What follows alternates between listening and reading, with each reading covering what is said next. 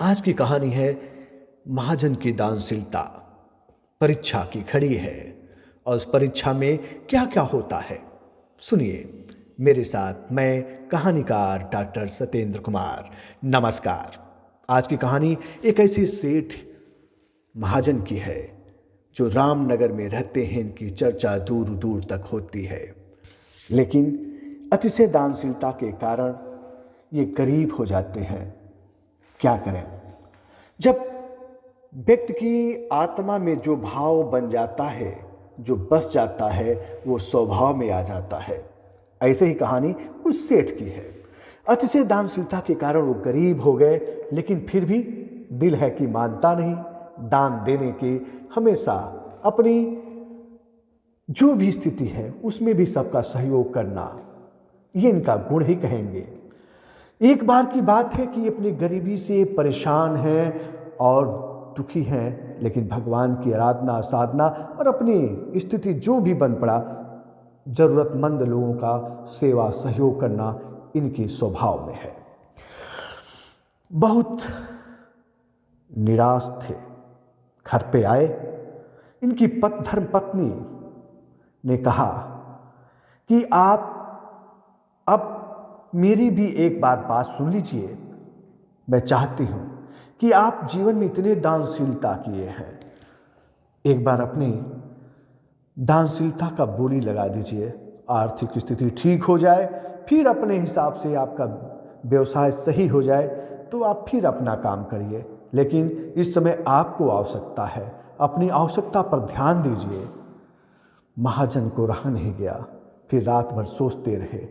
फिर कहे, ठीक है, जैसा तुम कह रही हो वैसा ही करेंगे। महाजन सुबह निकले पड़ोस के नगर में, जहां पर एक सेठ की खासियत है, लोगों के किए गए पुण्य और दान को वो खरीदते हैं। आप चौंक गए होंगे, इस तरह की एक अजूबा कहां से है? जी हाँ, पड़ोस के सेठ जो है लोगों के किए हुए दान पुण्य को खरीदते हैं, उसकी बोली लगाते हैं और लोग अपनी आवश्यकता अनुसार अपने दान पुण्य को उनके साथ बेचते हैं। रामनगर से आए हुए महेश महाजन भी अपनी जब दानशीलता को लेकर सेठ के यहाँ पहुँचने वाले थे, उसके समय सोचे कि क्यों ना हम पत्नी के दिए हुए पोटली में सामान को निकालें, हो सकता है कुछ खाने की सामग्री हो।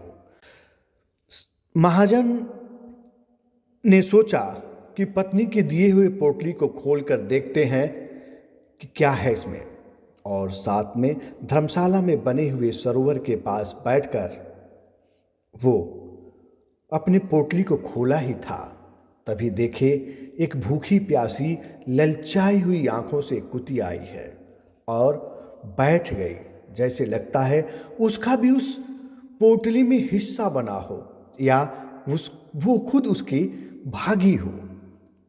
सेठ ने उसकी आंखों की तरफ देखा कि ये तो ब्याही हुई कुतिया है और इसके पीछे 3 और बच्चे हैं और वो सब कोई कोई कर रहे हैं। अब सेठ को लगा कि ये भूखी प्यासी कुतिया होगी, तभी बड़ी ललचाई हुई नजर से मेरी पोटली की ओर देख रही है। अब उन्हें रहा नहीं गया, पोटली खोले तो देखे उसमें 4 रोटियां पड़ी हैं। वो एक रोटी उस कुतिया को दे दिए। कुतिया बड़ी तीव्रता से वो रोटी खा ली, फिर ललचाई हुई आंखों से देख रही थी। तो महाजन को लगा कि ये तो उस अपने बच्चों को दूध पिलाती होगी, इसको कहाँ से एक रोटी से भूख मिटेगा। उन्होंने दूसरी रोटी भी खिला दी। फिर वो कुतिया भूख में थोड़ा सा गर्म भोजन रोटी ग्रहण करने के बाद आंखों में कुछ चमक सी आई। उन्हें लगा कि अभी भी इसकी रोटी की जरूरत थी। शेष बचे दोनों रोटियों को उसने कुतिया को खिला दिया।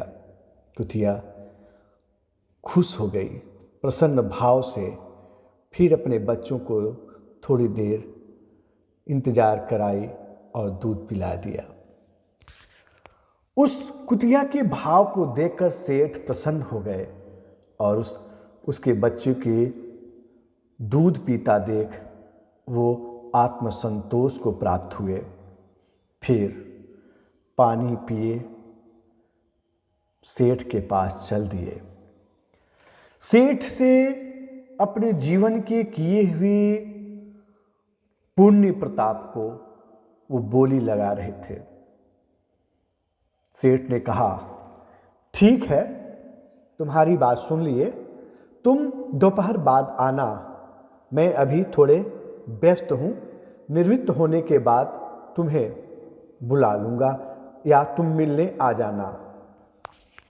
वो निश्चित स्थान बताए, वहाँ पर महाजन आराम करने लगे, दोपहर की प्रतीक्षा करने लगे।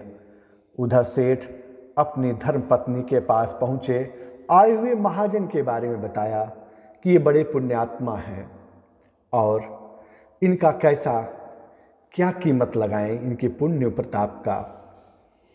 तो उस सेठ की पत्नी ने कहा, वो विदुषी महिला थी और धर्म सदाशय की प्रतिमूर्ति भी थी। जैसे उन्हें कुछ ज्ञान था, आभास था, उस विदुषी महिला जो सेठ की धर्मपत्नी है, वो कहीं कि आज इनके साथ जो हुआ है वो सबसे पुनीत पवित्र बड़ा पुण्य है, इसे आप खरीद सकते हैं तो खरीद लीजिए। तो सेठ ने कहा, क्या किए हैं? तो वो पूरा वृतांत बताई कि 4 रोटियां थी और चारों रोटियां उस भूखी प्यासी ब्याही कुतिया को खिला दी। तो सेठ सोचता रहा, फिर पहुंचा अपने दुकान पर। तभी महाजन फिर पहुंचा, उसने कहा कि मेरी पुण्यों का बोली लगाइए। तो सेठ ने कहा, मुझे कुछ नहीं, बस आज आपके साथ जो हुआ उसी का मैं खरीद सकता हूं, बाकी मुझे किसी और चीज की आवश्यकता नहीं है। महाजन सेठ की बातों को सुनकर चौंक गया, आश्चर्य हुआ कि मैंने तो किसी को दिखाया बताया भी नहीं और कोई था भी नहीं, मैं और कुतिया और उसके तीनों बच्चे ही थे।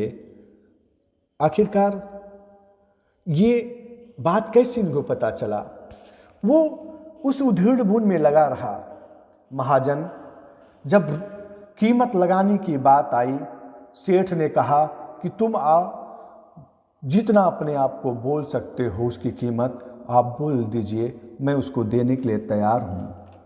उन्हें एहसास हुआ, महाजन को लगता है कि पूरे जीवन में ये सबसे बड़ा पुनीत पुण्य कर्म मैंने किया है और इसकी कीमत लगाकर मैं खाली नहीं होना चाहता। ईश्वर मेरी परीक्षा ले रहे थे, हो सकता है ईश्वर ने भेजा हो और मैं इसको बेचकर निर्धन नहीं बनना चाहता।